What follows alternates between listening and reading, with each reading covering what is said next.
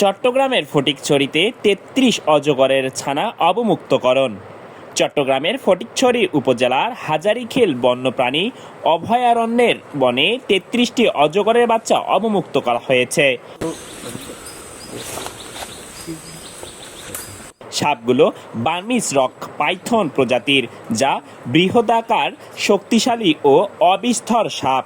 এটি বিশেষভাবে দক্ষিণ পূর্ব এশিয়ার বন জঙ্গলে দেখা যায়। কয়েকদিন আগে ছিলাম এটুকু না, এর থেকে বড়, একটু বড়।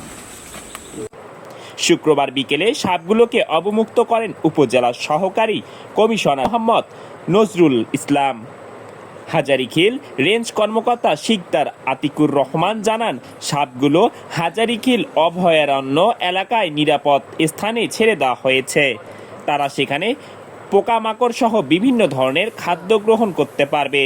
তাছাড়া বনে অভয়ারণ্যের পরিবেশের সাথে যাতে সহজে খাপ খাইয়ে চলতে পারে, তাই এদের নিরাপদ স্থানে অবমুক্ত করা হয়।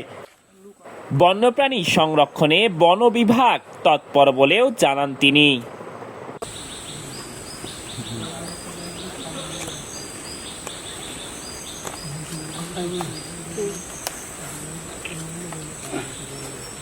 ওই যে এই ঢালুর দিকে আস্তে করে নামাই দাও, একবারে ঢালুর দিকে আসতে দেখে।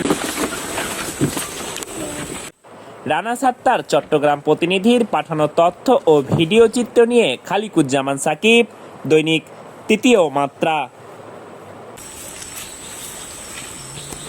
এটা নাও, এটা নয়।